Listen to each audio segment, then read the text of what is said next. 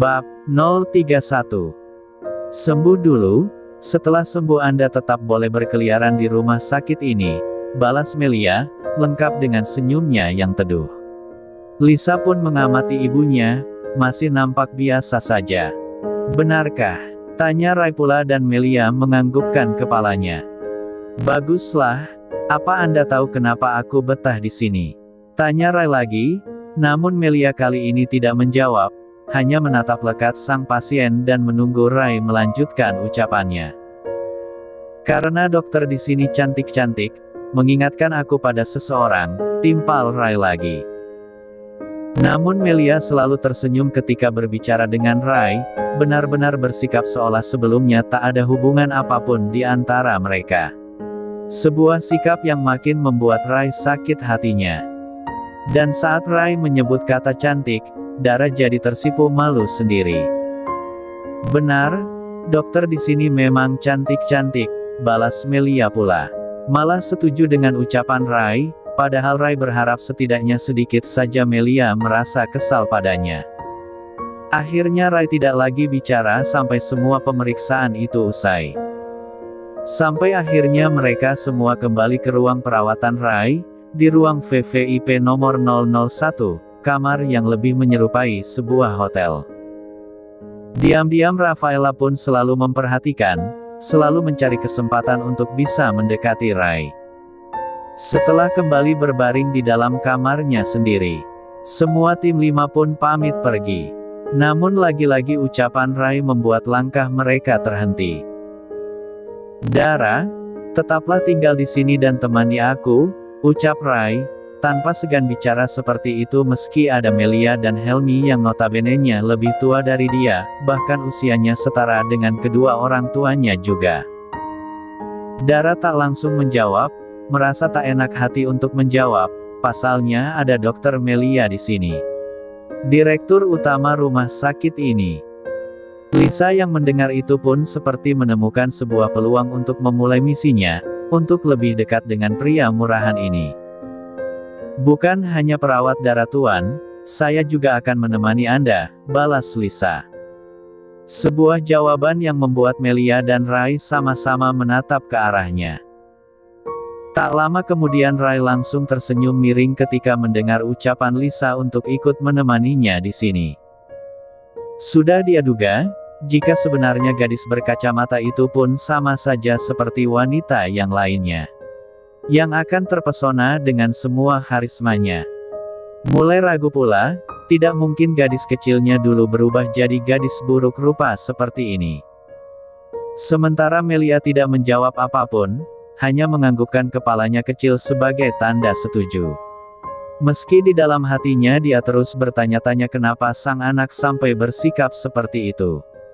Karena biasanya Lisa selalu acuh dengan hal remeh-temeh seperti ini. Lisa hanya selalu fokus pada operasi ataupun penanganan pasien. Dan Dara senang-senang saja ketika mendengar ucapan Lisa itu, dia jadi memiliki alasan untuk tetap berada di ruangan ini. Setelahnya Melia dan Helmi keluar, Samuel pun pamit sebentar untuk menyelesaikan beberapa hal. Mengatakan jika dia akan kembali di saat jam makan malam. Dara, duduklah di dekatku.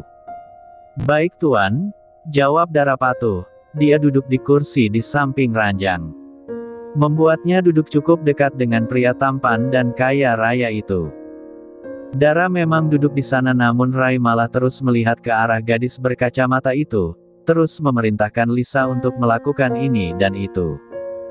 Menyemprot ruangan dengan aroma yang baru, membuka tirai jendela lebar-lebar karena ingin melihat senja dan warna jingganya, memotong kuku kaki dan tangannya yang mulai panjang-panjang dan terakhir menyiapkan makan malamnya. Sebelum keluar, tutup dulu tirai jendelanya, titah Ray lagi, tak habis-habis dia memberikan perintah. Tapi anehnya Lisa malah selalu tersenyum tiap kali mendapatkan perintah seperti itu. Lengkap dengan kepatuhan yang dia tunjukkan. Baik Tuan. Dan setelah gadis berkacamata itu keluar, Ray langsung berdecih. Baru setelahnya menatap ke arah Dara. Gadis yang sedari tadi dia abaikan. Apa dia selalu seperti itu? Tidak pernah marah. Tanya Rai, malah bertanya tentang Lisa. Dan di saat itulah Dara akhirnya tersenyum kecut, karena akhirnya mulai menyadari jika Rai lebih tertarik dengan Lisa dibandingkan dia.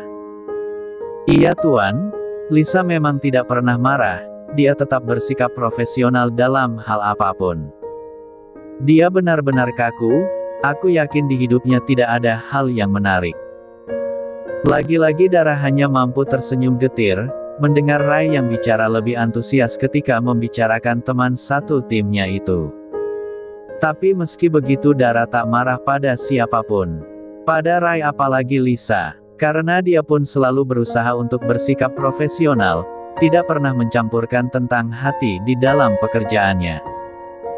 Namun malam itu sebelum Lisa kembali ke ruangan ini dengan membawa makan malam Rai, Dara sudah lebih dulu pamit keluar.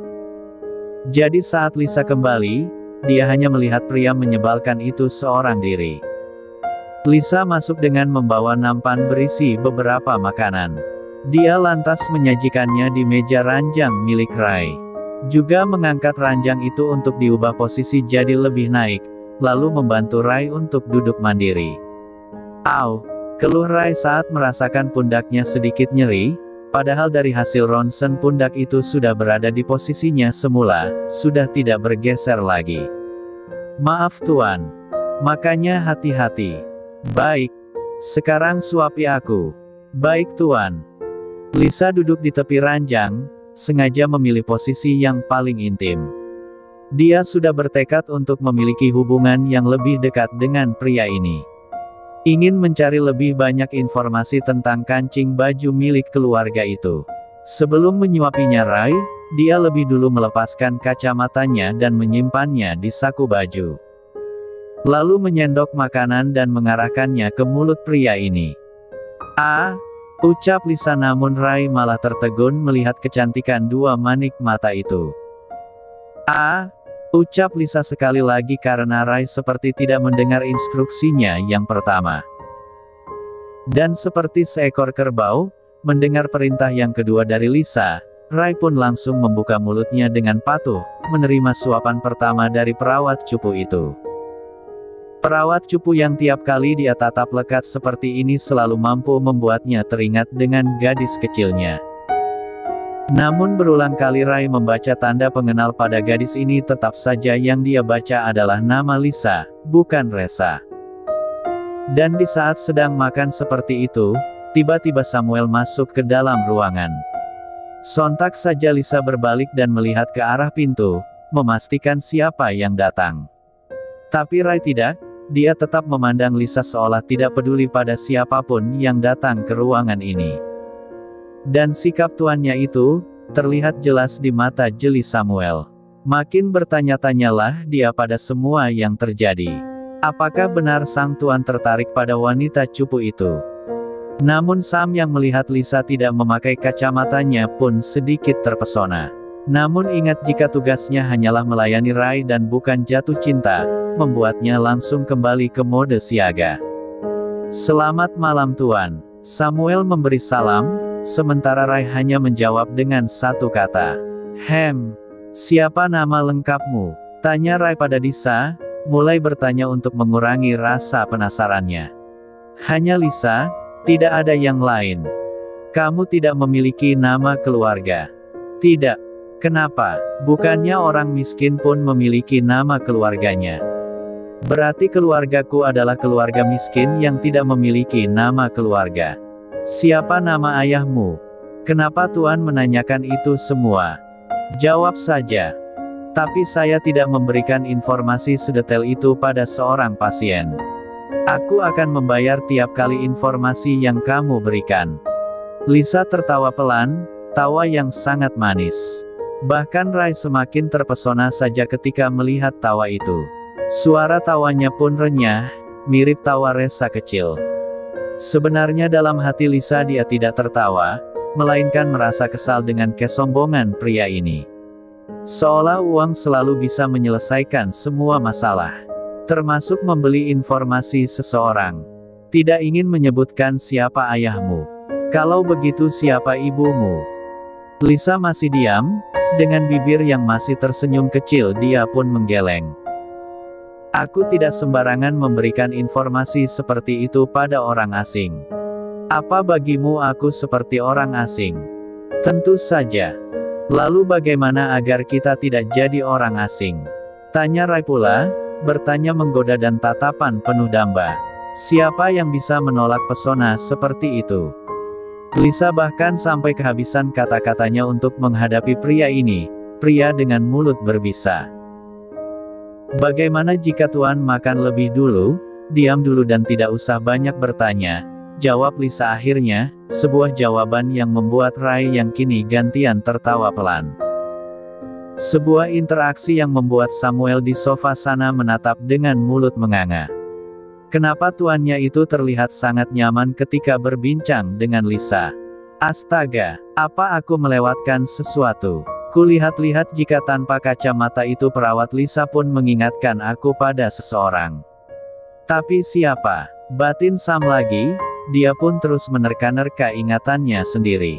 Seperti melihat salah satu wanita milik tuannya, tapi siapa? Beberapa menit kemudian makanan Rai habis. Dia kembali minum dengan bantuan Lisa. Bahkan Lisa pun mengelap mulut pria itu menggunakan kain bersih yang telah disiapkan.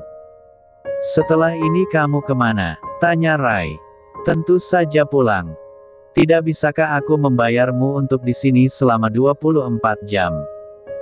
Bisa, tapi saya tidak mau. Hahaha, Rai tertawa lagi. Dan Lisa pun segera memakai kacamata kembali dan keluar dari ruangan ini. Maaf Tuan, ada sesuatu yang ingin saya laporkan, ucap Sam. Setelah pintu tertutup dia pun segera mendekati ranjang sang tuan.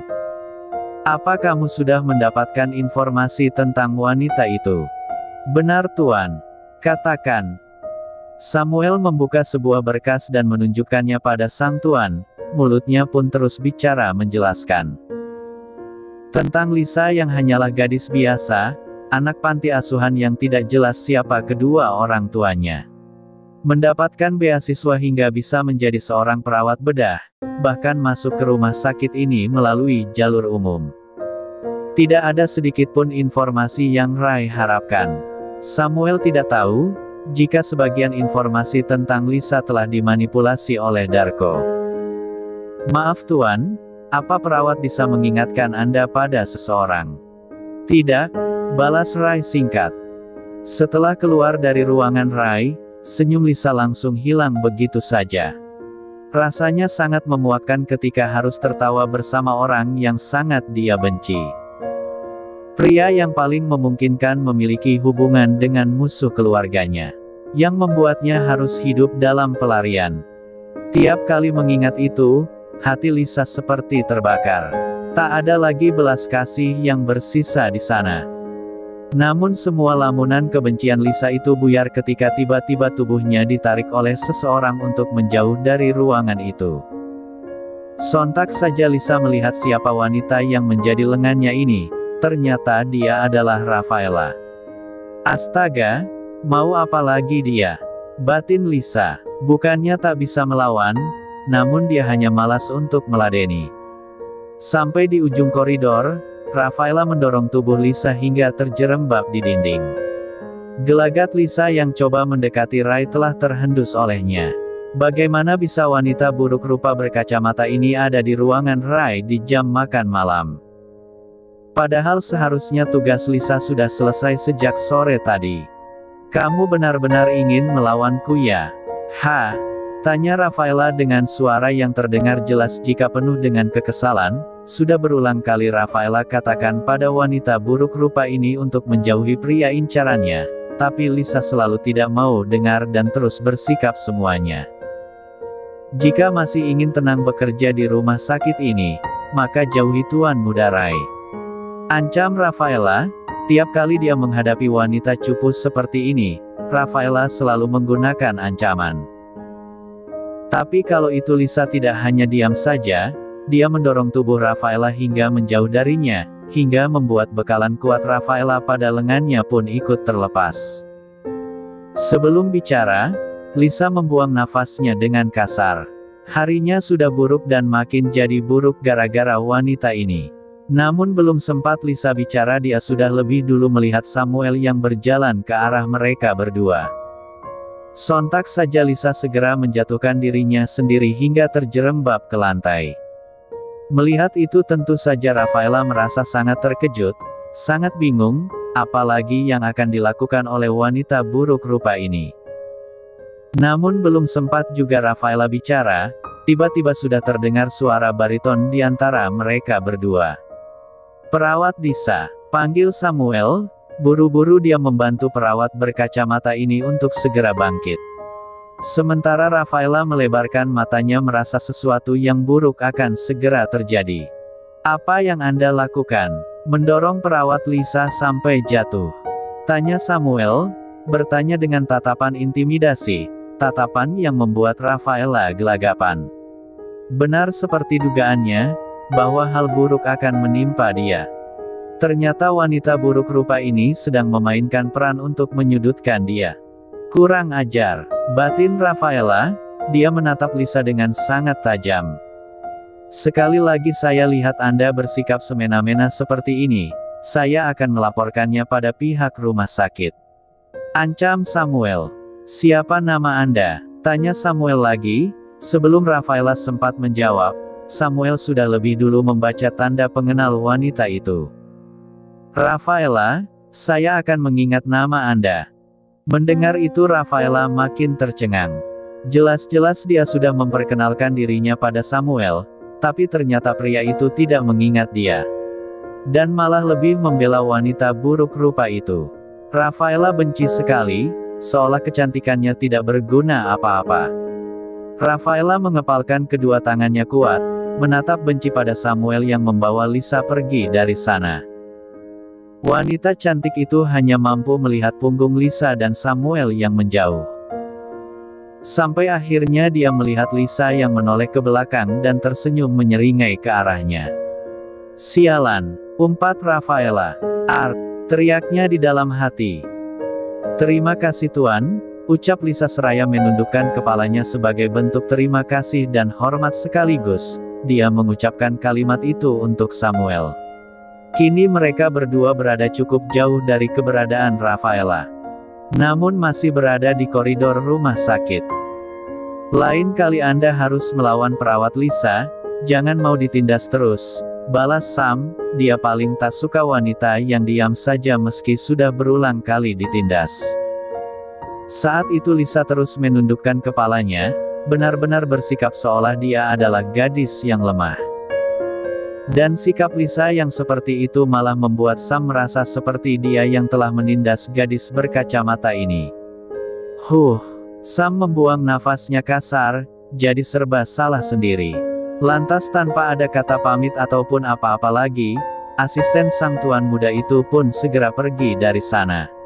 Pergi begitu saja meninggalkan Lisa yang masih menunduk menatap lantai rumah sakit.